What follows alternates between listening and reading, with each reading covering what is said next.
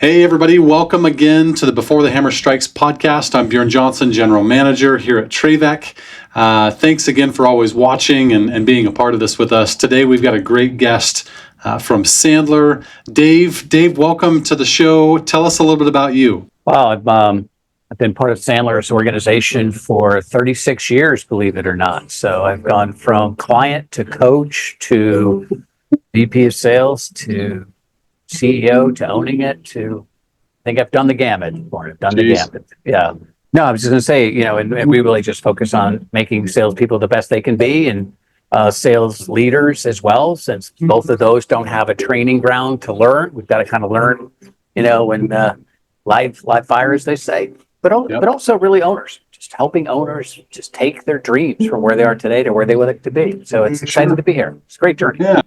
Well, I'm really glad you're willing to be on the show with us. And, you and I have had some interactions previously. And so being able to get on like this in an environment and just share your wisdom with our audience, I think is really powerful because we try to have guests on the show that are going to bring value, not only for us, but for our audience and homeowners and for business owners. And you are the epitome of that. Like, you've got a wealth of knowledge. So thank you for being willing to share that with everybody. Oh, it's my pleasure. Thanks for having me. Previously, when we talked, you had shared a story with me about kind of how you got to where you're at right now with Sandler and what made that decision going from, a sales rep and then somewhere along the lines of going to a Sandler training. Can you share that story with our audience and just help them to understand what your story is and how you got involved with Sandler? Sure. I mean, I was relatively young. I thought if you worked harder than anyone else, that you would be more successful than anyone else. And I realized that wasn't true. I came out of a painting background. I had a painting company and I just put more hours in. I was successful. And I thought that would, just kind of replicate itself to whatever I did in life. And then I realized I had to kind of work smarter and I had to have a system because I just did things the way that I thought they should be done at the time they had to be done, which was great, except you can't scale. Yeah. And that's really what happened. So when I joined Sandler, I was out of that business.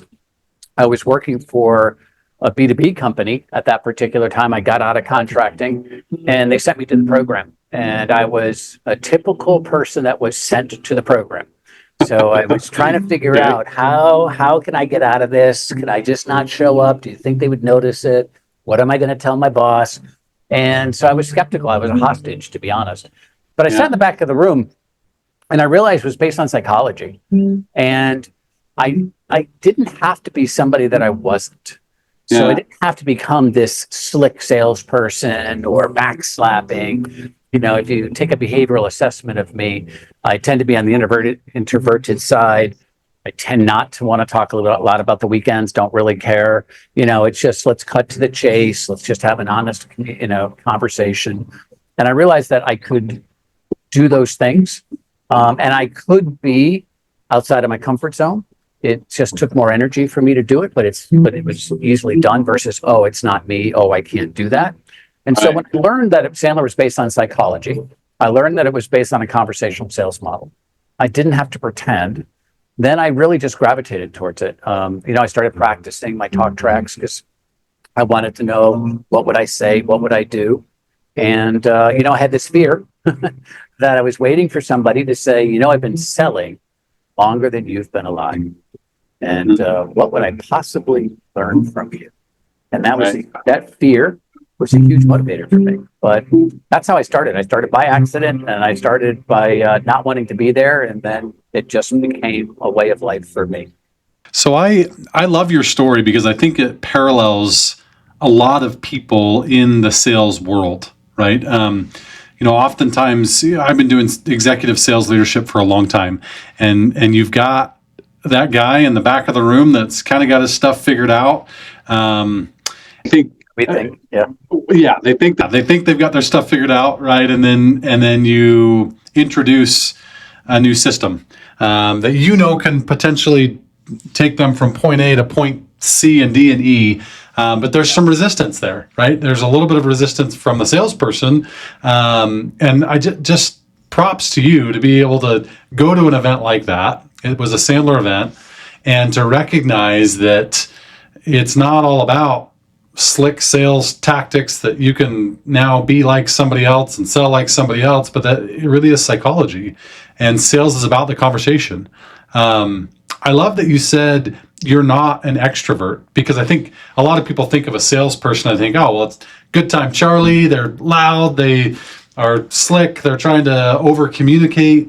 But really it's about that conversation that gets had, and the meaningful conversation with openness.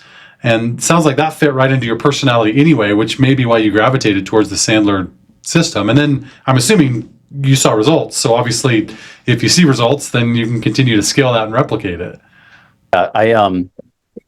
Listen, I'm a good listener. If you invited me to an outing of any kind, I'd learn more about the people in the room than they would know about me.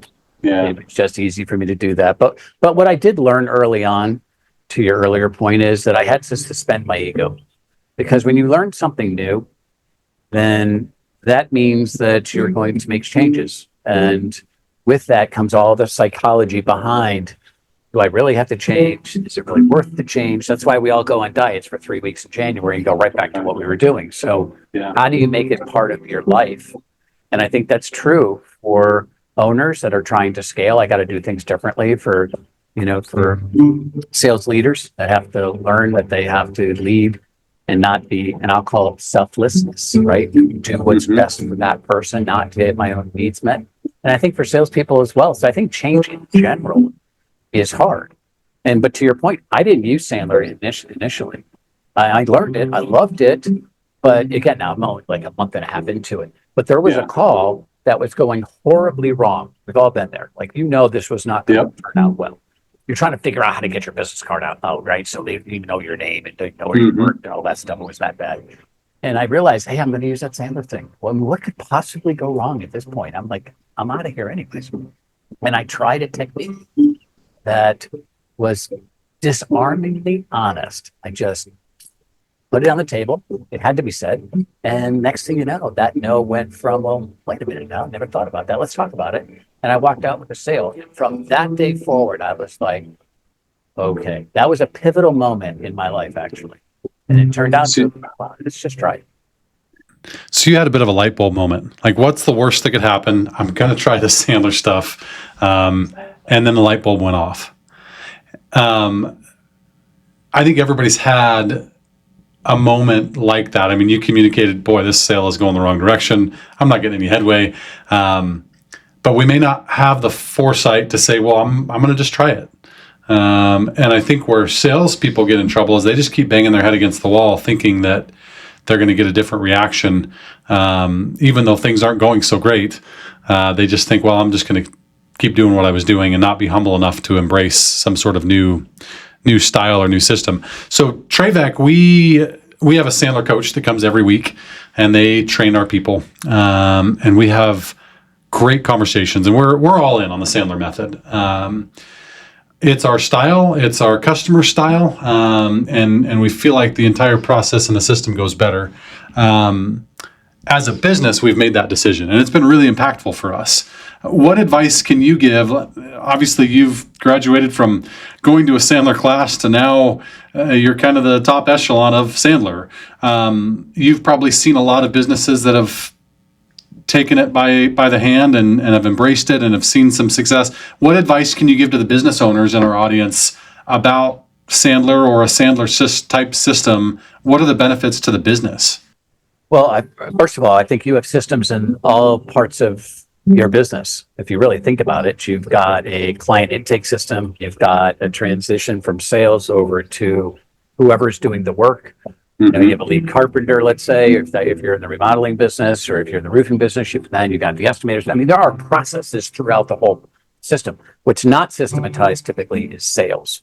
Yeah. And I would say the benefit of that, of having a selling system, doesn't have to be Sandler, but just follow something religiously, is that everybody knows where they are now and where they need to get to in the next step, whatever the next step is. And by the way, that could be, it doesn't make any sense for us to continue talking. And that would be an okay outcome, because that is a legitimate outcome. So where I'd love to know as an owner, I'd love to know as a buyer, and I'd love to know as a salesperson, like, where are we right now? How many times have we gone into calls and no one really knows what's going to happen next. Yeah. Like if I was a buyer and I didn't know that you weren't really closing me today, you were on a fact finding mission, I would keep all my cards close to the vest. I wouldn't want to share this stuff because I think you're going to close me, right? Sure. So tell me a little bit about the project. Well, we're thinking about, we don't know, and yet I have drawings right over here, right? Right Yeah. now I'm going to have to go get a roof. So I keep this close. But if we say, here's the process, today we're just going to get to know each other. Tell me a little bit about what's going on at your location. Let me tell you a bit about us. And then we can decide if you want another meeting, if you happen to be on a 2 o'clock close. All the anxiety goes down for the buyer. I mean, it's awesome. Everything changes. Yeah. But it also helps me. So it helps the buyer, lower anxiety. Everybody kind of knows where they are. Helps the owner, because now with a system, I know exactly what to coach, what to train to, right? Most of the people in the trades industry are awesome at trades. They just can't sell what they do. And so why not take that discipline that you have in your trade and apply it to the front end of the business, which is all this really is. And most people, well, I don't need a selling system. Oh my gosh, that's too restrictive. I know my industry. Well, but you can't scale. So even if you were the greatest salesperson in your company, the biggest thing that owners say is, I wish I had 50 me's. David, I wish I had 50 me's. My business would be just absolutely going through the roof. The problem is you don't. So how can you replicate what you do with clients and what you do with customers? Create a selling system. And all that really kind of means is these are the steps that we follow, right? Now you've adopted Sandler. So thank you, by the way. So you've adopted Sandler, but any system I think is better than no system. So as an owner, I can coach, I can scale, I can train. I also can then tweak, because if I have something going astray between stage 1 and stage 2, my numbers will show it to me. And I know I have consistent stages. So therefore I can go back really like almost like an MRI and say, that's the problem. I've got to do a better job in X, Y, and Z. And that's how we can then, we can just take off. And think about the new hires. How cool would it be if everyone came into your company as an owner, as a sales leader, and you said, this is the steps that we follow. Here are the scripts, here are the talk tracks, here's how we do it. You and I are going to work together. And make it yours, make it yours. And that's the other thing about a sales process. You have to personalize it. You have to make it yours. And I think there's a big difference between methodology and sales process. Sales process are the steps that you follow in any company from the time that you reach out to somebody or they reach out to you to the time that you have happy customers, right? That's a process. Methodology happens to be Sandler. What do you say? How do you say it? When do you say it? And that could be you as an owner or as a leader saying, I've got my own methodology. That's great. Just capture it and stay consistent, because it also helps the salespeople as well. They'll accelerate their success, and they know what to ask, they know what conversations to have, and they know when it's not going to work for either side, and that's okay. So I think those are some of the quick benefits. But I can tell you just from studies, because we have 50,000 people coming through the system a year. The client satisfaction goes through the roof. You have higher quota attainment. You have less time spent in the sales process because you're actually having honest conversations along the way. And why wouldn't you want that? Really, why wouldn't you want that? Yeah, I mean, it seems so just right there in your face. Like, why wouldn't you want that? You would. Like, the business owner's going to want that. The sales rep's going to want that. Even the homeowner, whether they say they want it or they don't want, they're going to want that, because the conversations are night and day different when someone has that type of a style and has adopted that type of a process and a method in the way that they communicate. You mentioned something that was interesting. So we're talking Sandler, but you said regardless if it's Sandler or if it's the business owner that just has a great selling system and the way that they do it, like duplicating that person and then making it scalable and replicable is really the important piece, right? Something that you can track, something that you can pinpoint where the pitfalls are. We talk a lot about, in our sales training and in with our conversations with our sales reps, like doing enough of the right things consistently is what produces results, right? That's what separates top performing sales reps to mediocre sales reps. If you do enough of the right things on a consistent basis, you're going to see results.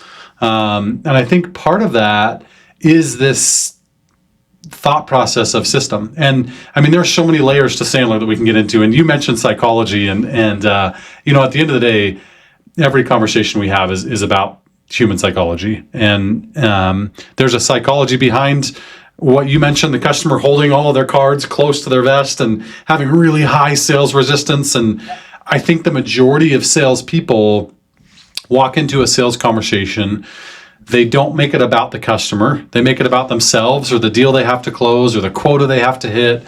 And they create this environment that, of course, I'm going to want to hold everything close and I'm not going to want to be vulnerable. And I think that's a huge difference in Sandler and traditional sales methods, is that for the first time, we now get to have a really honest, upfront, transparent conversation, and nobody is creating this precipice of, well, is there a close coming? Everybody knows what the process is, and they know what the plan is. It's laid out. Let's talk about the customer just a little bit. Like, you've probably done a lot of home sales. You've met with a lot of customers. You've been in sales for a long time. How does this type of a method benefit the customer? Like, obviously it benefits the business because we can track it, we can replicate it, we can scale it. It benefits the salesperson. But what about the homeowner? How does that benefit a homeowner? I mean, I think when you first hear it, you're thinking as a homeowner, oh my gosh, all you're doing is equipping the sales people to be even slicker than they are today. And I don't even see what they're doing. So I'm going to lose my edge again with you Sandler people. Yeah. In fairness, I think if you realize that people buy from people and they're going to buy from people who they trust.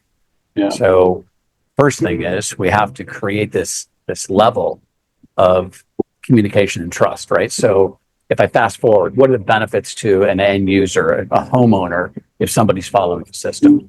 Well, you don't know how to buy what they're selling. They sell what they're selling every single day. You buy it every, 5, 10, 15 years. I mean, you're not an expert in buying roofing, as I'm saying. You're not an expert in buying X, Y, and Z.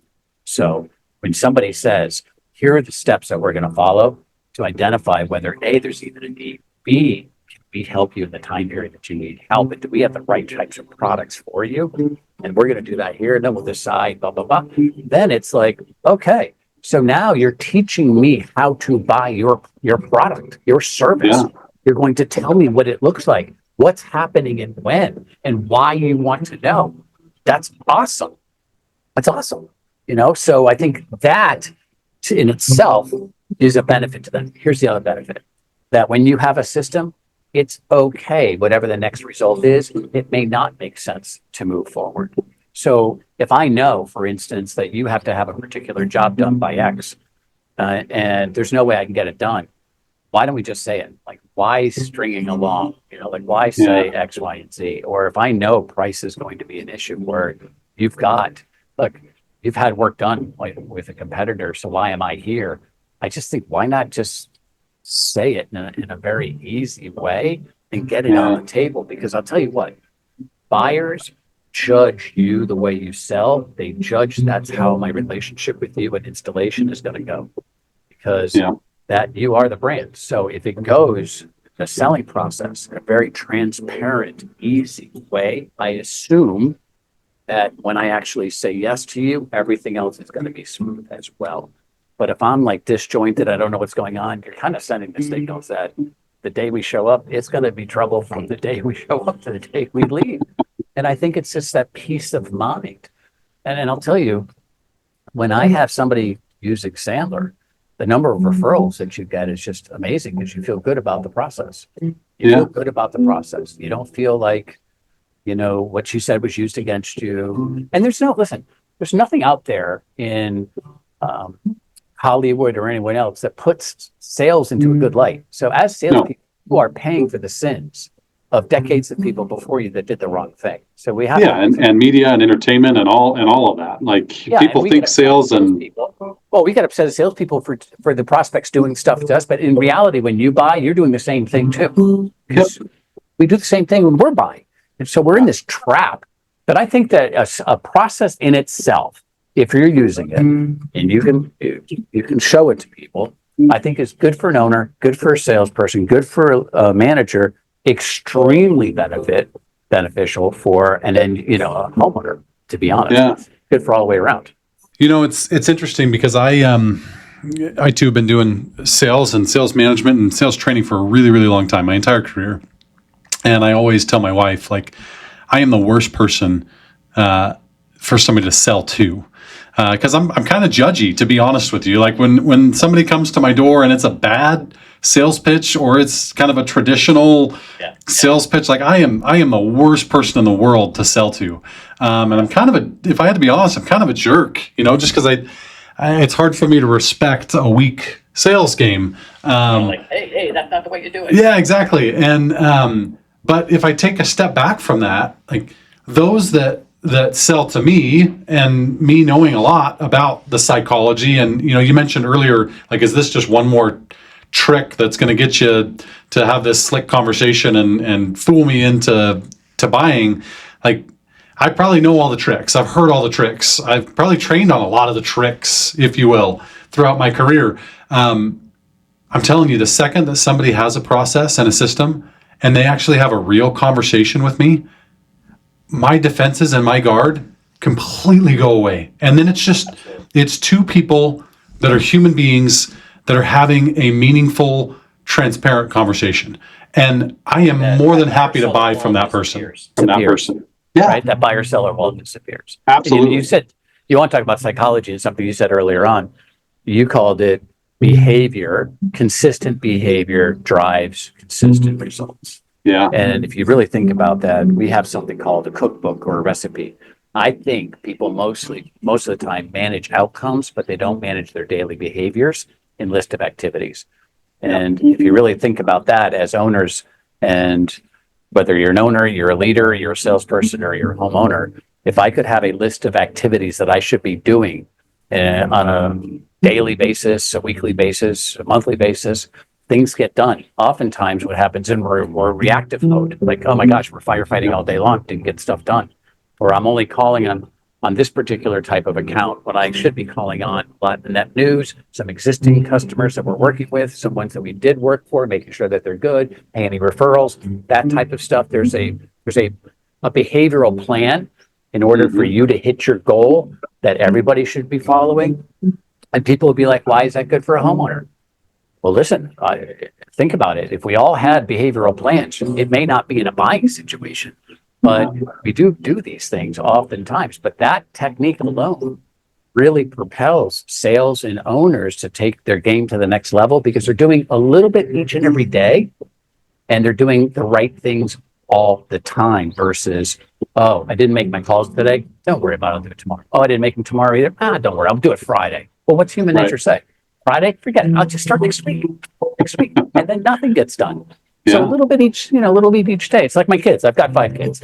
Okay. They can wait until the last 5 as well, by the way. So I mirror you there. Yeah, they can wait till last night to do that term paper, or they could just do a half an hour every day for, 3 or 4 weeks, and it's no big deal. We all teach it to our kids. We should do it in business as well. Yeah, absolutely. And from a professional salesperson standpoint, like, how much easier is your life if you just do those little things on a consistent basis daily? Like, nobody, I've seen so many sales reps that were high producing sales reps that they just lived in the chaos, and there's just so much chaos. And from a mentorship standpoint, peeling that onion layer back and saying, you thrive in this chaos, you live in this chaos, you produce great numbers, but watch this. Like, if we can get rid of that chaos and you can just do consistently the right things on a daily basis, watch how much more you can do and watch how much more effective you can be. And for me, that's one of the really special things about sales, is that I've always valued the fact that nobody can tell me how much money I can make, right? There's no capped income for a great salesperson. You get to dictate your future. Now, whether or not you stay in system or you stay in process or you follow the method that's out there and you give yourself the ability to do that, that's your choice. And some people do a better job at it than others. But having a system like Sandler at least creates the roadmap for really anybody that wants to be successful in sales to be successful in sales. Like, it's a teachable skill. It is teachable. Yeah, I think I said it takes more energy for some personality types. Sure. At the end of the day, I wasn't born a salesperson. My dad wasn't born a teacher. My brother wasn't born a surgeon. We just kind of, we had a passion, or you've kind of bumped yourself into it. I mean, in fairness, isn't that how most people get into the profession? It wasn't planned since they were kids. For the most part, it was just, I woke up, I found myself doing roofing. I found myself doing sales training. Just kind of how it works, But I would tell you, just to catch on for something that you said earlier, like what's the benefit to a homeowner? I think one of the things that Sandler teaches that you could just grab one single technique is, what's the goal of today's meeting? If a homeowner would ask that of every salesperson when they show up, what's the goal of today's meeting? So we understand, they will actually help themselves lower that buyer seller wall, but help the seller say, well, either A, I don't know, let's figure that out, or here's what I'm trying to achieve today. But a salesperson could do that too, right? I mean, you teach that to your people using Sandler, like, hey, these are the things that I'm trying to accomplish today during today's meeting. Is that okay? And once you do that, I do that as a buyer, because, you said you get frustrated with people selling you in a very traditional, let's say, archaic way. I do the same thing. I say, guys, when I'm going in as a buyer, I'm the worst nightmare, right? I'm like, hey, let me qualify myself if I can. Do you mind? Because this is not going well. I don't say that out loud, but I'm like, Well, sure. What I'm trying to do today, is that possible? Yeah. What does it take for us to get that done? Well, this is what it takes. Let's go. And they're like, yeah, it's awesome. Fantastic. But it's awesome. Yeah. Fantastic. Yeah. That's a huge benefit to the buyer, right? To the homeowner. So when I think about what our ideal customer is, and we have this conversation in our business on an ongoing basis, like who is our customer, and are the people that we're talking to, are they the right fit for what we do? And in full transparency, not everybody is our customer, either on the roofing side or on the remodeling side, right? We know that, and so part of our process when we have that conversation with our customer is, we're not trying to force a round peg into a square hole. Like if it's not a fit, the last thing that I want to do is to be able to try to convince you that you are a fit if you're really not. Like if you don't have the budget, or if you don't have the right timeline to get this done in, or if I can't get you into that timeline and you need it done tomorrow and it's not going to be tomorrow, why would I keep pushing that? Like, let's just have that open conversation. I think there's a huge value there in the Sandler process and the Sandler method of saying, hey, let's determine whether or not this is even a fit. And if it's not, that's okay. Like, it's good for you. It's good for me. I can move on. I don't have to stress about whether or not I'm going to work through this sales conversation. And you don't have to stress about going through this conversation with me. And so I think our goal at TraVek is to lower that stress and that friction that can happen in a remodeling project, because it exists. It's construction. It's never perfect. And if we can try to mitigate that early on for the homeowner through using Sandler and leveraging the Sandler method, I think those that end up buying have more confidence and more trust, and it's a smoother, less friction, less stressful process. And those that don't, we find out sooner rather than later that it's not a good fit, and they can find a company that's a great company for them. And so I think for me, that's a huge. Times have you heard, not in your company, but in the industry or in general, I thought I was buying this, but what's this? There's a complete disconnect between what I thought I was buying and what you're coming in. Like, what is this? Where did that come from? And I think that disconnect can go away quite easily with the things that you're talking about. To your credit and Sandler's credit, like that's a very Sandler thing. And if for the business owners out there, like if your salespeople know that and they know the process and they understand the method, like they're going to have better conversations with your customers and your homeowners, and you're going to have better transparency with your team to say, hey, where did we miss here? We went out on a first appointment. It didn't go so great. Walk me through how you handled that. And did you miss things in the way that you were communicating? Did you put your old hat on of the slick salesperson and just try to force a sale? Like, what happened? And so it just gives these boundaries and these rails for the business owner, for the salesperson. And then at the end of the day, a huge benefit for the homeowner or the customer to not feel that friction or that stress that we create as salespeople or as businesses. As an owner, though, I think you have to do something important, whether it's our system or your system that you've said, hey, I've been super successful. I'm going to replicate my own system for my company, which is great. I think once you've done that and you know that you're not a fit for everybody, which is the brutal truth, no matter who you are or what you're selling, then I think you also, as an owner, as a leader, have to give your salespeople permission. It's okay to disqualify. Otherwise, they're afraid to disqualify, and you're going to get all of this trouble on the back end of the process.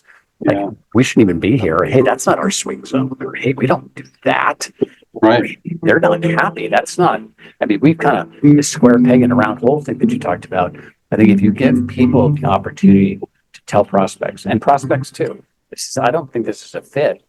I think that goes a long way for having the confidence as a salesperson that it's okay to say that. And I would also tell you this, fast forward for a minute. I've had a lot of people not buy from us. It's just fact. But I've had more people come back to us, say, we'd like to buy from you now. Why is that? You're the only one who came to us and said, you could do these 3 things, but you couldn't do those 2 things. And you were brutally honest about it. And you're willing to give us referrals, but we wanted somebody that did everything. So we did go with somebody that said they could do everything. They couldn't do everything. They can't. And you were the one who actually said it up front. I can't, that's not where I excel. And that's why we'd like to do business with you now. And how cool is that? Oh, it's awesome. And it's awesome. And there's so much value in that honesty, because I think that, we create this narrative, and when you're in the circumstance or you're in the situation, you want to be the person that can provide the solution for everything. But the harsh reality is that's a very, very rare thing. And it usually doesn't happen. And so the honesty of saying, yeah, we can do 3 out of the 4, but if that 4th one's really important to you, I'm not your guy. Like I just, that's not our swing zone. We just can't, that's not what we do. And then to your point, like, I think that honesty really is what helps people to buy down the road if it's not a good fit. So, well, gosh, David, this has been really awesome. And again, I think you and I could just talk about all the beautiful things about sales. Some people run from sales conversations or run from the stereotypical sales person. I love it. I know you have a passion for it. It's so much deeper than what people recognize or realize. And when done right, sales is such an ethical, honest, amazing tool for a business to grow, a homeowner to get what they need, and somebody that's in the profession to find really great success in their role. Unfortunately, mainstream or preconceived notions painted a bad picture, but this has been really enjoyable just to chat with you and dispel some of that and communicate some of that. Take 60 seconds. What's the last thing that you would leave for a homeowner, a business owner, or a sales rep from the Sandler side of things? Well, we've talked about it. I think it's okay to disqualify. I think, if you just have just honest communication, I think it's your job to change the way you communicate to match that of the buyer. The buyer doesn't have to change the way they buy to match you. I do think you have to have clarity before you start every call. Like, hey, let's make sure that we have the amount of time that we thought we had. So what's that? Hey, what would you like to make sure that I cover on today's meeting to best utilize your time? So we want that. Tell the buyer what I plan on covering today, lowers my anxiety. And then I would also say, tell everybody, here's the goal of today. I'd like to talk about X and get to a point where we could decide to do A or B. Does that make sense? And do it up front. Don't do the close with 4 minutes left or any of those types of things. And I would also say that ultimately, you have to change. So you can blame the market, you can blame your boss, you can blame all the pricing model, but ultimately you have to take responsibility to change what you do day in and day out when it comes to sales. I mean, I think that's really what it boils down to. And it's easy for us to say it's not me, it's everybody else, but look in the mirror. And I think we can always get better. And to your point, we are made, not born. And if that's true, and we're under constant refinement, we don't, oh, I did that. I've been doing it for 25 years. I don't have to learn anymore. Well, I hope my surgeon doesn't say that, honestly. And I hope my people that work for me as well. So that would be my last thing. Can I make an offer to the people? Absolutely. Yeah.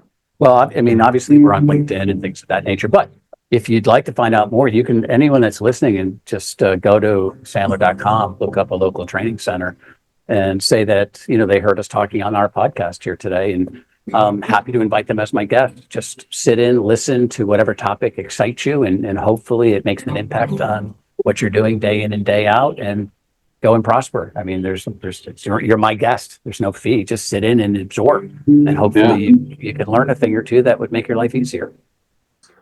That's awesome, and a generous offer. So, I mean, for those of you that didn't hear that or need it repeated, David's saying you can be his guest at any of the Sandler training centers. Pop in, learn what there is to learn for a session, and just kind of absorb. And if it becomes a passion for you or something you feel like is valuable for you or for your business, then talk about next steps. But what a generous offer for you. So how do they find somebody here in their local area? Where do they go? There's locations, and you just say, well, I'm in Arizona, or I happen to be in Sacramento, and you can find a local training center. You can certainly ping me on LinkedIn, and I'll set you up, or I'll put you in one of the programs that catches your attention. Either. Awesome. Okay. Well, great. Well, David, again, thank you so much for this conversation. I really appreciate you being willing to be on here, and hopefully you guys have heard some things that have piqued your interest, and at the very least been educated and learned some things. Thank you guys again for always joining us and being a part of these podcasts. We can't do it without an audience, and you guys are a big part of that. So we appreciate you joining us and learning before the hammer strikes on our podcast. Join us again next week for another a great guest. As always, we've got our community seminars that happen on a monthly basis, the second Tuesday of every month here at our showroom, where we do more education and we just communicate the things that we've learned over the last 20 plus years in the remodeling space that you need to know before the hammer strikes. So, David, thank you again. Everybody who listened, thank you again, and we'll catch you next week.